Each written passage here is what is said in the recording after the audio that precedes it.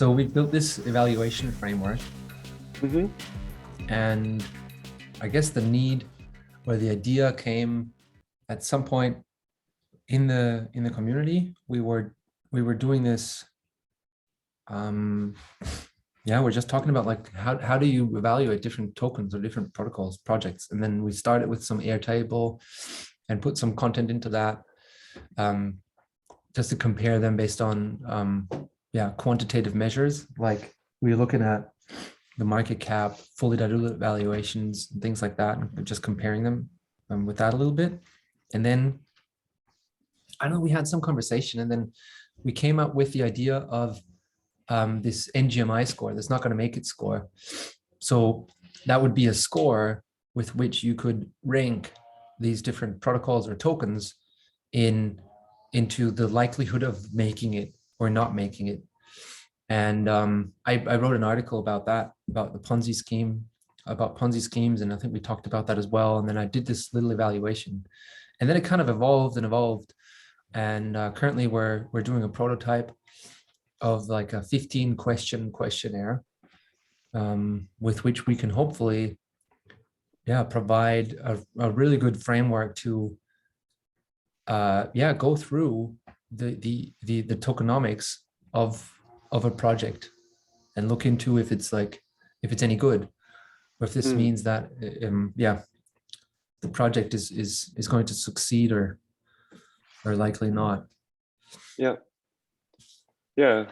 The framework, if it works, it should, like, I hope that the framework allows somebody to, get a grasp of at least relatively, maybe hopefully even absolutely or fundamentally, right? Like how does this token, first of all, compare with maybe other tokens? And then also then, yeah, we talked about whether something's a Ponzi or not. So I think hopefully by going through these questions, each user would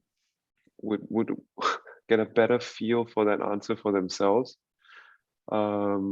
Because the questions will force them to consider aspects of the project's tokenomics, which should hopefully guide them to, get a understanding before they plow money into something. And we didn't want to make it too tedious and onerous, right? Like the light version is supposed to be something that someone can do relatively painlessly. Maybe do a bit of research while they're filling it up. And yeah, at the end of it, come away a bit more educated, right? Yeah, so it's really about asking these questions, right? And then by then answering them, you kind of have to explain what this thing that you're going to buy or that you're thinking about buying is actually about. And that's what I found really cool. So in the process of doing that, we really did that, right? We started with some questions, and we had like this large list, and then we went and we consolidated that into really concise and crisp, or like provoking questions, even like, like starting with the product that is actually behind that token, and asking through what that actually does and how it gains value, and answering that question will hopefully lead to an investigation that a lot of users in the crypto space often don't even do, but that will then lead them to actually looking in what the product does, what's behind that token, because in most cases the token is not the product. Yeah, that's a super important point, right? Like that oftentimes you'd think it's so fundamentally obvious, but it's not always the case, right? Well, in most cases it's not the case. Yeah, most Yeah. cases it's really not. And so yeah, these, I guess, like, yeah, we built like these questions, and we turned them, we classified them into different categories. So like on the demand side, we got a few questions on the supply side and on the ecosystem. And then again, then there we kind of break it down into a couple of subcategories, like into the utility of the token, or the value of the product, the team, the project, things like that. And we have like a whole set of questions. And we've now, in this light version of it, we're currently sitting at 15 questions. And yeah, that will take you, I don't know, two hours maybe. Maybe we can even trim it down a little bit more. Or users could just skip questions if they don't like to. But it's always this question of like, how much time do you want to spend before investing money into something? I guess that goes Nowadays, along that's with zero. yeah, you just ape into something that somebody else retweeted, and then you buy into it. But yeah, we'd like to help investors, and so this current version is really mainly for investors. We'd like to help them to find out if what they're thinking of buying is really a good buy, a good idea, and really discover why they're thinking of buying it and for what purpose. And yeah, I think the adjectives you use are pretty apt. Like, we wanted it to be provoking, right? And discovery is really a good word, I think, to use when you do this thing, because we're hoping that as you do it, you actually, you get that curiosity going, and you learn more about the project, and then hopefully as you then do more, or you start doing them for other projects, it becomes this, could be actually quite fun to do, I think. And in many ways, Flo, you started Tokenomics a while ago by getting these figures done, right, with on our walkthrough videos. yeah, and you were probably trying to answer many of the same questions, right, that these questions are trying to get people to look into. yeah. So So yeah, I think they're or like yeah, and I think these are like even better, these questions, than what I've typically, I guess the articles that I've written in most cases only cover a part of this thing, and the questions here they really go beyond that, right? So the first question really starts with like, how is or will the product gain value, right? So we're really trying to get people to look at the product or the project that's behind this, not just the token. I think that's really important, because yeah, the token is not the product, like I said. So there needs to be something behind it. So in the case of Ethereum, that could be a smart contract platform that's quite decentralized and allows you to execute transactions, paying gas fees, and that's kind of the main characteristics of the product, right? And how will that gain value is really the main part of the question, was because we're thinking about investors, right? We want this to be something for people who want to invest some money into that, and then thinking about how that will gain value immediately puts you right into that right into that zone to figure out how will they actually is it a Ponzi scheme? Will it only gain value if there's new money flowing in, or does it also generate some value? How do you actually evaluate that? And that's definitely something that we currently in this questionnaire we don't have yet, but we definitely want to add a little help section for users so that they can find some links on where to find out about stuff like that. So there's in a lot of crypto projects, there's been a lot of talk and research about how they're evaluated with network effects. So I guess that's something we can refer to then for people to look into. So we're asking that question, and then we're helping them, pointing them towards where they can find an answer to that. Yeah, and then after every question, I guess, then we have a ranking. And we'll say like, we'll ask something like, how much does this make you want to buy the token on a scale from 1 to 10? So 1 being not very much, and 10 being very much, and everything in between, kind of. I don't know if 10 points is too far, but like I said, this is a prototype. We're kind of testing this. but essentially you would then, yeah, for every question, you would sort of rank that. And that allows us then to summarize that at the end of the whole survey.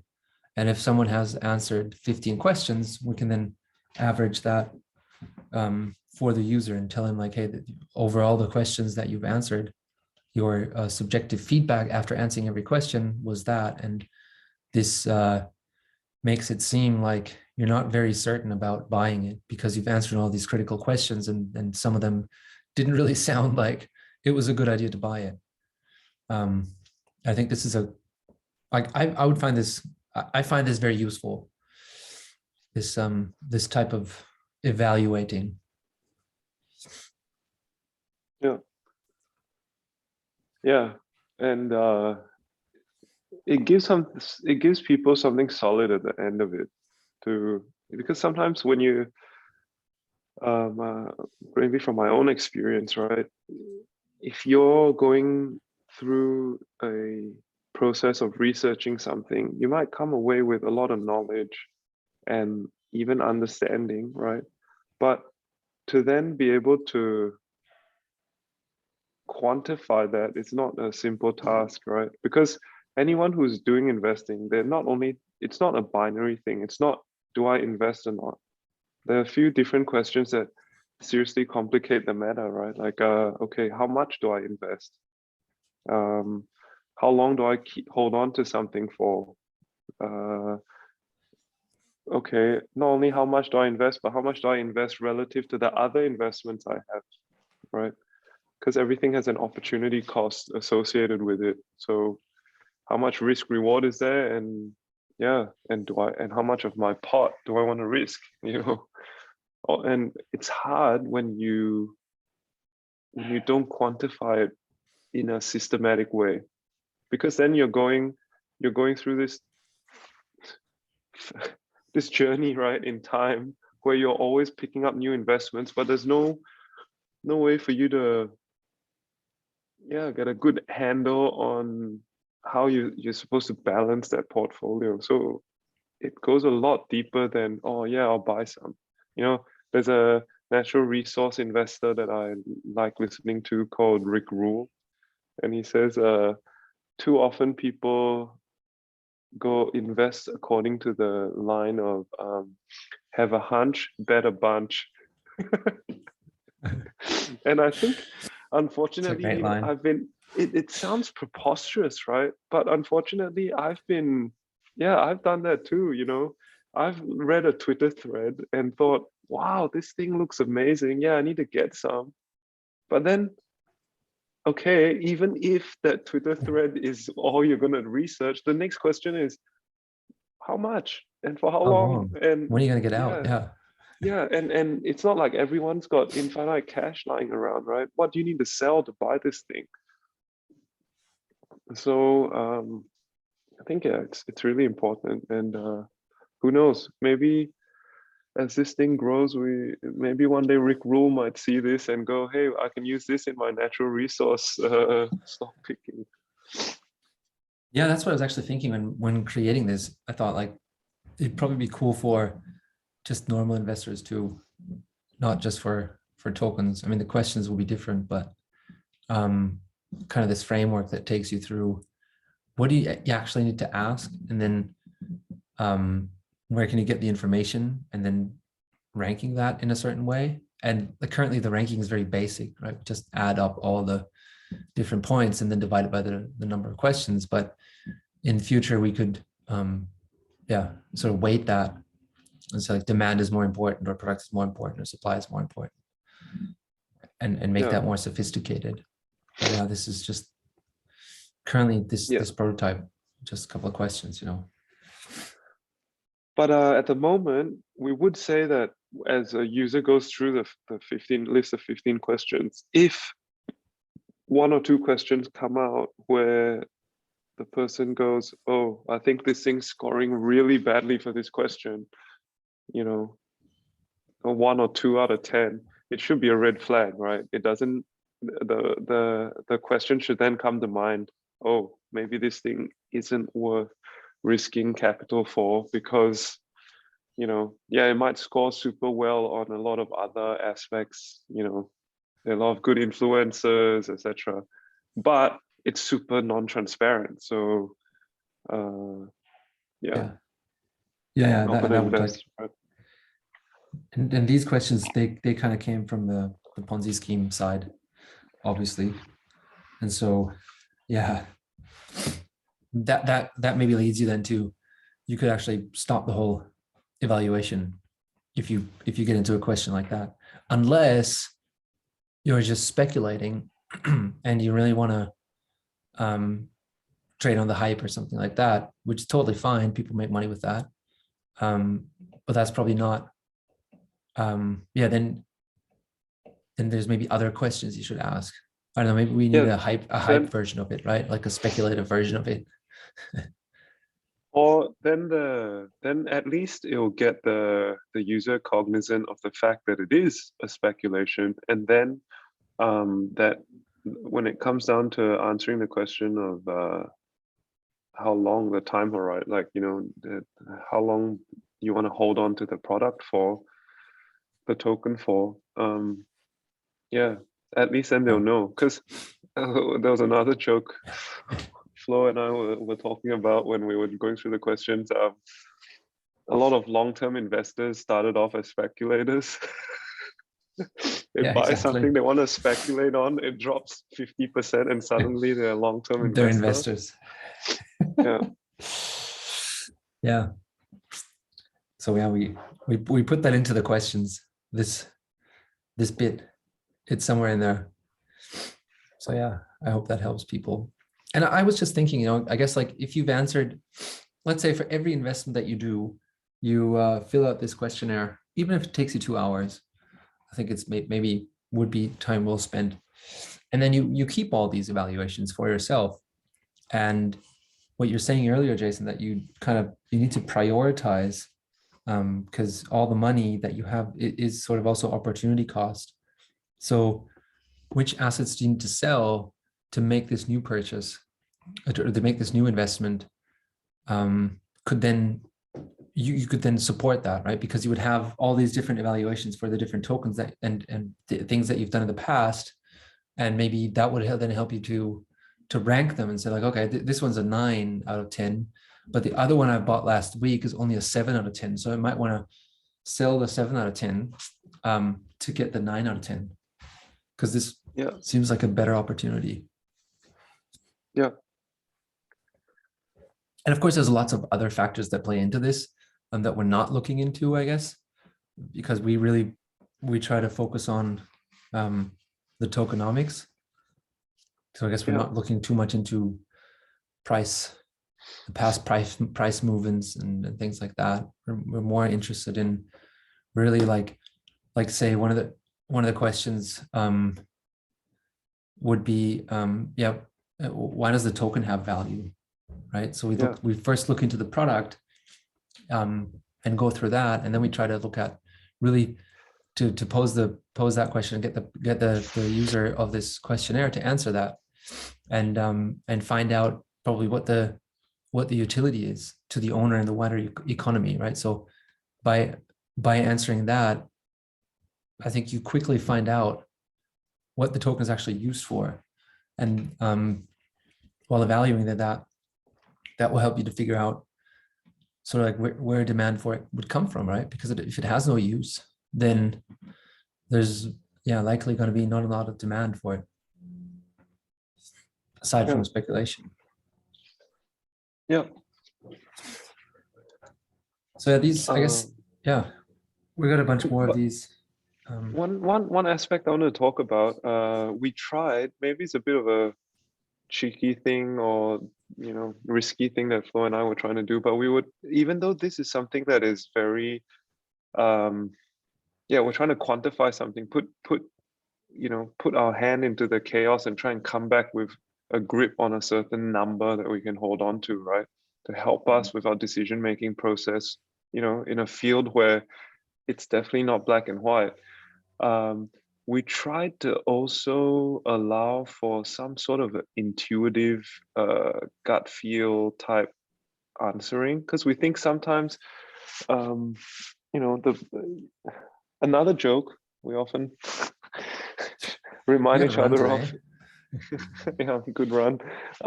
You see, investing so fun, you just end up joking so much. We said, you know, if say you were to ask someone, hey, would you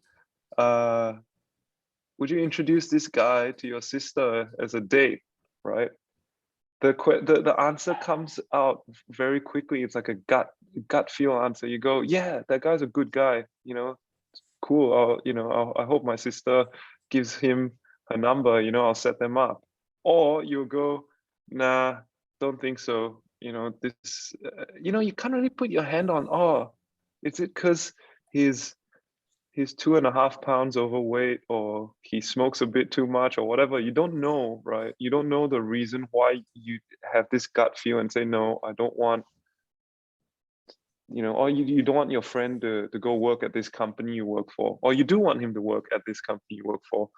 You know, it's a holistic sort of human way of making decisions that is oftentimes pretty good at making good decisions, because we sometimes fall victim to rationalizing what we emotionally want to do anyway, you know. So say you really want to buy this car, somehow you just rationalize it to yourself that, oh yeah, look, the fuel efficiency is so good, that's why I should spend $50,000 more to save a drop of petrol every 2 weeks, right?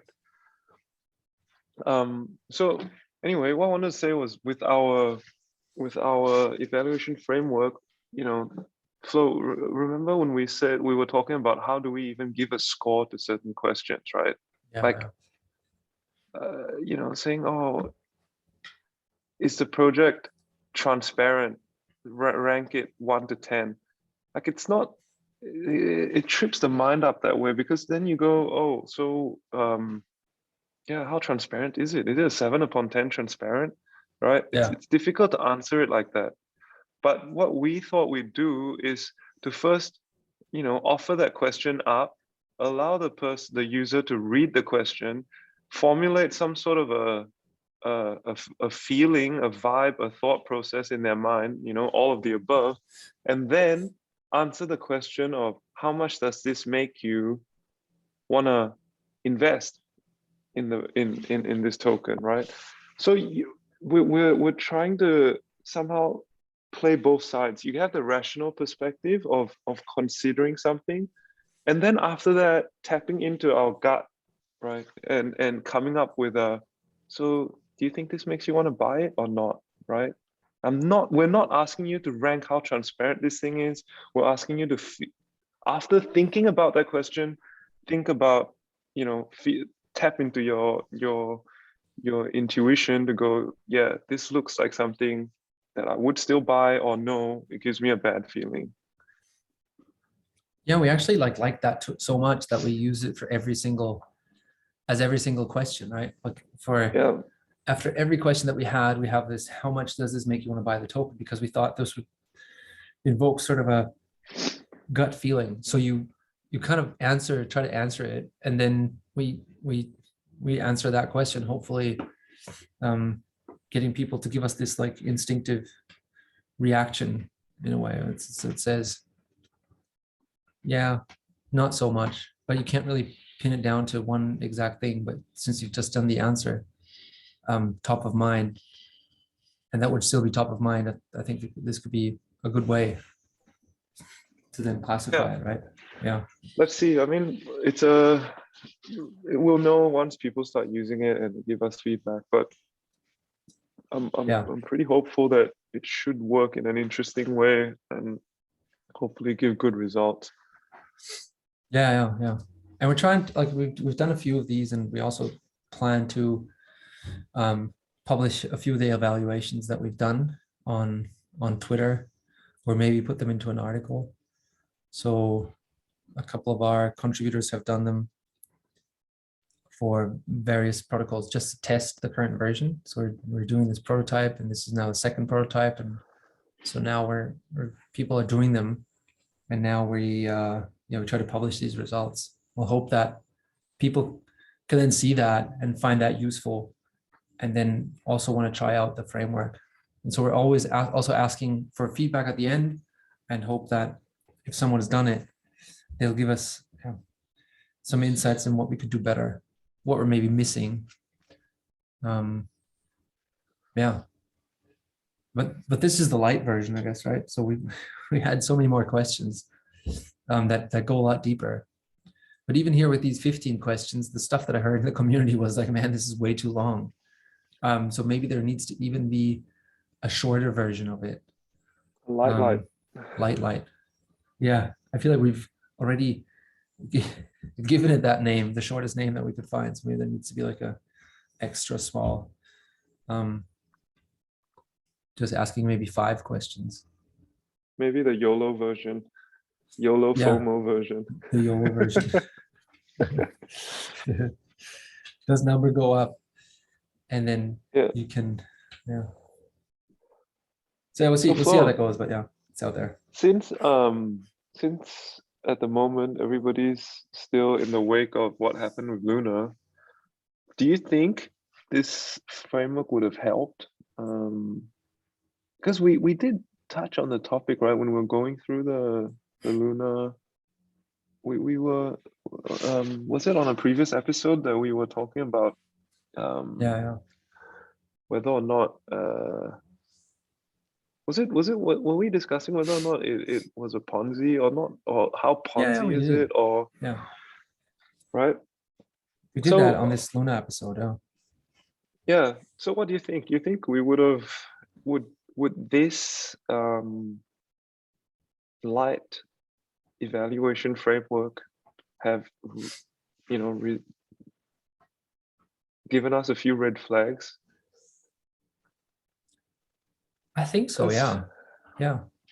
I mean, I think an obvious one, and we talked about that on the podcast, is the anchor protocol, right? Where which creates so much demand for the token, but the demand that is created for the token kind of comes from the protocol propping it up. So they had this marketing budget, I'd call it, and they'd give away 20% yield per year for depositing tokens, but that would not really come from anywhere. It would come from their treasury. So it was a marketing budget and therefore not really sustainable.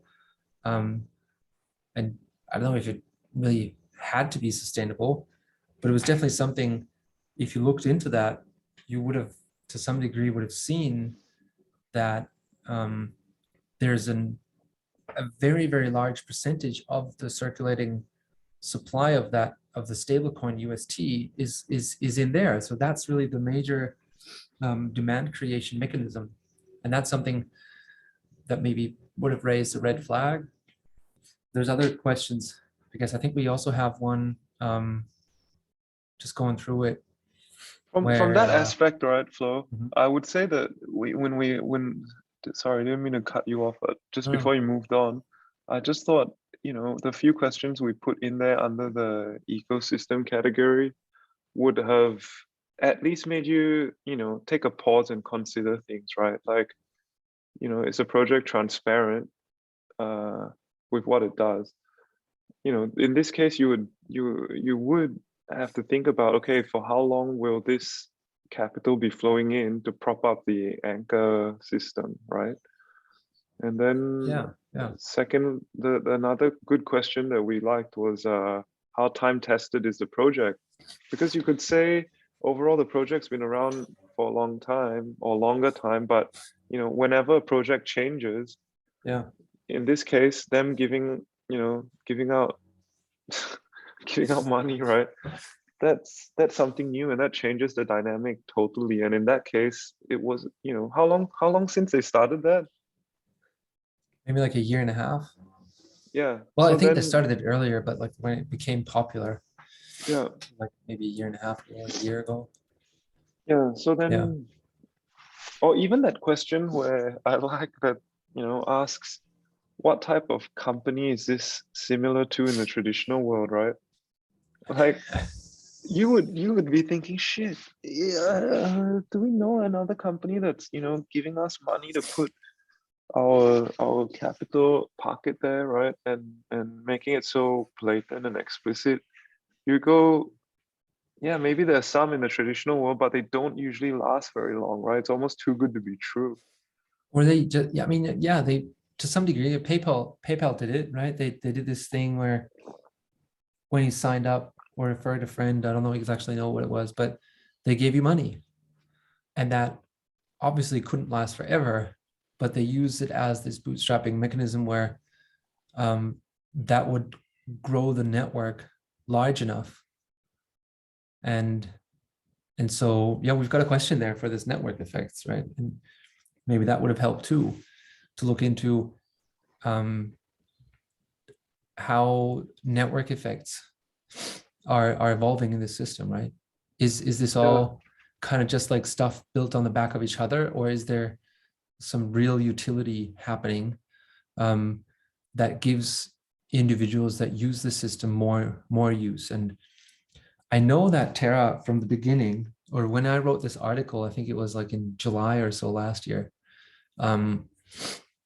about evaluating their ecosystem. I know that back then there was like these talks about Chai. They had this payment provider, and there were these talks about that they had integrated to this real world, I don't know if it was a supermarket or something in Korea, and you could actually pay with this app, and the app would transact in this in stable coins. And they were saying like, hey, this creates real world use. So we have this adoption. And I guess like if this really would have been the case and there was like so much real world use for it, maybe something like what has happened wouldn't have happened. But if you looked into this thing and found out that 70% or so, I'm making this up, I don't know the exact number, 70% is really locked up in this anchor protocol where you get yield for depositing the stable coin based on a marketing budget, that shows you that they're really still in this very early bootstrapping phase and haven't been successful in creating this wide adoption of use yet. Yeah, and so remember that's that? why, yeah. Remember when we were recording that and I texted my South Korean friend and she came back like an hour Never later heard saying, of no, it. never heard of it. That was a big red flag too, right? Because when you're looking at the marketing material, they made it seem like it was a big thing already, like, you know. Yeah. So that bit of research would have helped people True, yeah. make a better decision as well.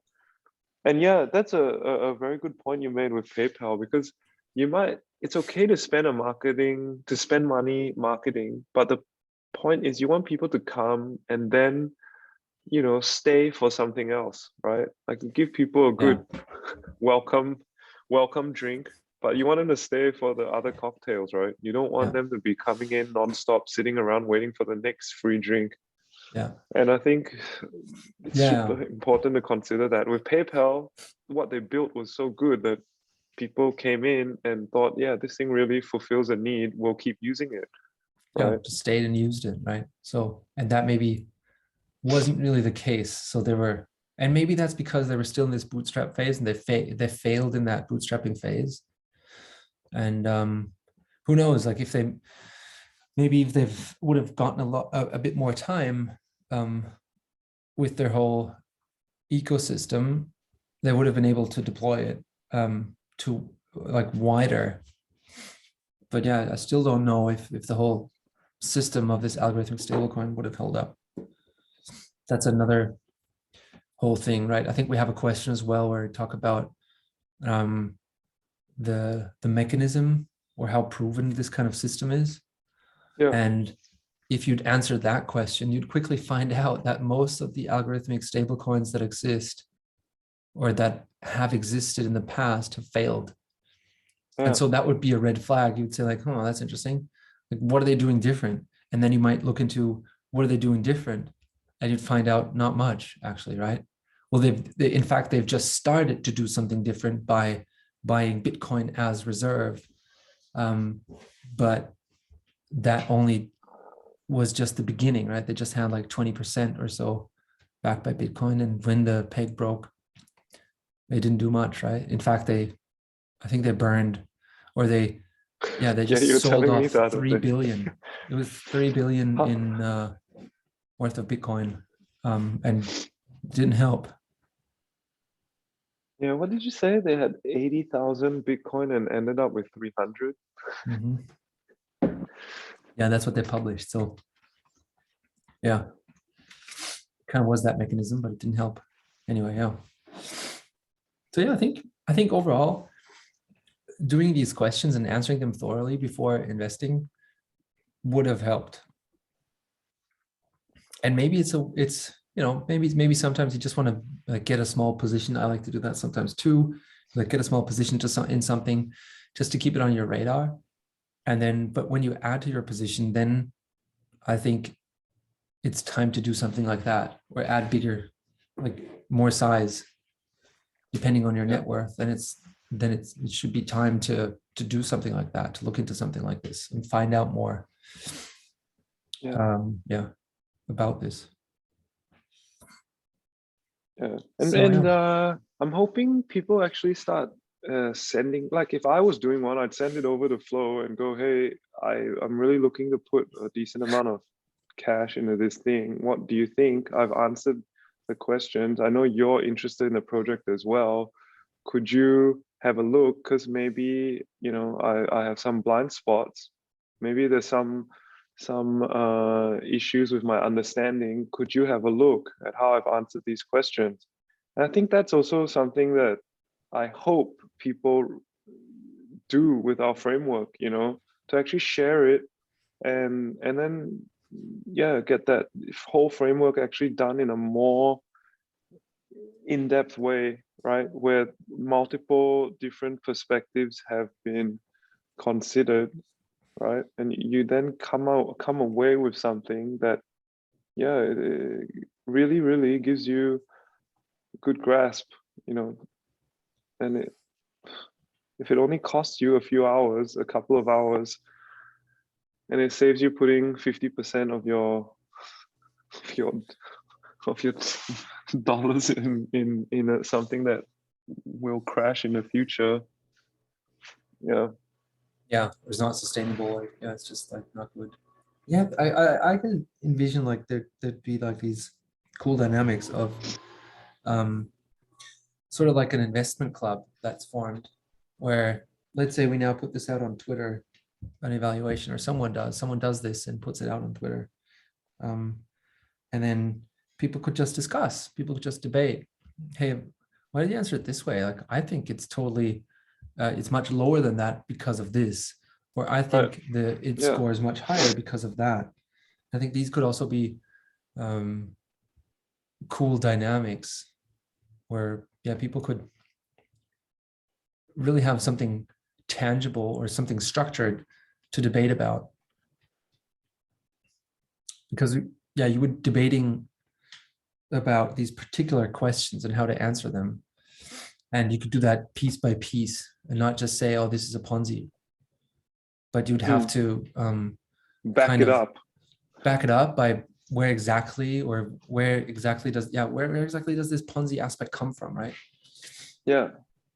And the cool thing would be, I hope, if it generates enough buzz, people would even start saying, hey, look at this other project, right? I think this other project does it way better. It doesn't have this weakness. And it just helps the whole, like you called it, the investment club, learn from each other. Yeah. And make better decisions, right? And allocate capital more effectively, which is good for everyone involved. Yeah. Agree. Yeah.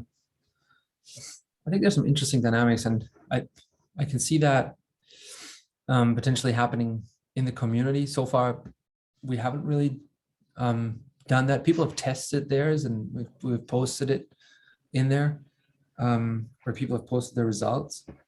But I think what it needs is like this. It needs to be in this like nice and comparable and shareable framework. And we're still looking for the right tool. So we're playing around with different tools. I've used Google Survey for this one. But then Google Survey doesn't allow you to calculate fields. And then you also, well, you have to use Google Survey because they can save temporary results. And since it's a 2-hour evaluation, I guess it'd be good to save a draft Yeah. and continue at some point later. So yeah, we haven't really found the right solution for it yet. And maybe that's something we need to put some more time on, or build something on our own that can Yeah. be, that can facilitate all these different effects, because I think that'd be the most interesting thing, right? If there's a nice way to share it, a nice way to collaborate on it, like leave comments on it, stuff like that, I think could be really, really powerful. Yeah. Flo, you mentioned a few times that it might take roughly 2 hours, right? But I would say this would be for something that you're relatively unfamiliar with, right? For a project that you're unfamiliar with. Like if say I were to do the framework thinking about evaluating ETH or Bitcoin, I would be able to run through that very quickly and come away with a score very quickly, right? So even for people that I hope people do it in that quick way if they know the project pretty well. They've been spending months, if not years, researching, mixing around, watching YouTube videos, listening to founders. Then I think they'd be able to go through this framework pretty quickly, in minutes maybe, and then come away with a score, right? Just so that it gives them again that relative ability to compare with other projects they would evaluate in the future, and maybe come back and then revisit that initial blitz evaluation that they did, Later on, yeah. Yeah. So maybe it'd be even cool if a lot of people started doing it with things like Bitcoin, because it just helps with the process of understanding how and why somebody should invest, and how much, and how long for. Yeah, or like even as like give an example, and maybe that's something we can do in a future version of this. We could put a very popular token like Ethereum or Bitcoin as the example on how to answer the question, right? Yeah. And where that information can be found. I think that might be useful for people too. If we'd have something like, why does this token have value? And we'll answer it, with like IE or EG, Ethereum does have value because, and then we'll write that down. And if somebody's Yeah. now evaluating ApeCoin, that might help them to look into or to have a reference point. Yeah, actually, that would be a really, really cool feature, to be able to say, I know a project really well, right? This popular token, you select it from a drop-down list, right? Say you select Bitcoin, and then you see how this supposedly could be answered, right? According to the Bitcoin standard. And then, it would help in a big way, I think. And make it really fun too. Yeah. I think that's a cool idea. I've written it down. Maybe we can add this to prototype version 3. So is this a podcast or a brainstorm session? I think it's both. I think it's always both. Yeah, it's always both. That's what makes these things so cool. Just talking in general is something that unlocks thoughts. Yeah, especially when you're talking about, didn't have before. Yeah, especially when you're talking about something new, right? Because then, no wonder I always feel so drained afterwards. I need to go take a 6-hour nap whenever I hang up after speaking with Flo. You can. Yeah. After this. I don't freeze. So yeah, I think that's sort of the gist of the evaluation framework. Yeah, Flo and I had, and everyone else involved, right? It was really fun to come up with and to work together to do. So really excited to see what the feedback is when people start using it. Yeah. I'm getting more by the day from the community, and I don't know what the next steps will be. Maybe we'll we'll publish one or two of the evaluations on Twitter, and link to the form so that people can try it out, and then give us more feedback, and we'll see. Yeah. See what we'll do with it. We'll turn it into our own tool. That's definitely something we're thinking about. That we'll put a version of this on our website that yeah, just allows people to fill it out, try this out, get the results for themselves, have a look at them, share them with others, stuff like that. Yeah. Yeah. And yeah, as always, right? I hope people have a look and jump on Discord or wherever, reach us on Twitter and just let us know what they think. Because, you know, you could make a suggestion and then help us build even a better product. So please come by and say hi. Or join the team. I mean, we have this working group for this, right? So there's a couple of people that are involved and interested in this. And we obviously start with investors, but we're thinking of also doing this for builders, because we think it would be very interesting for builders alike, right? So let's say we are consulting a client on how to do their tokenomics, and then like for them answering these questions, the questions right now they're asked for investors, but the answer to the questions is valuable for both. So somebody who's building a product, he would also be like, he would have answered the question of how his project gains value, and he has answered the question of the competitive advantage. Otherwise he wouldn't be building or wouldn't have received funding or anything. But then when it comes down to questions like, why does this token have value? Yes, then I guess the person would immediately, the person who's building it would immediately have thoughts about what the utility of this token is, and would really help them. So in a later version, I guess we're going to build one for builders as well. But yeah, we haven't spent a lot of time on that, but that's something we're very keen on doing, because the data that is required is very similar. It's just the question needs to be framed a little bit different, and maybe you don't need the score, but something else to help builders. So yeah, if you have any thoughts on that, or would like to help us on creating this framework for builders, join us on Discord. Yeah. Anything else before we wrap it up on the evaluation framework? No, I think be cool. I think we said what we wanted to say, thought about what we wanted to think about. I think it's just, yeah, next step would be to just see how people use it. So I think happy to wrap it up here. Yeah. Cool. Thanks everyone then. Thanks for listening. Till next time.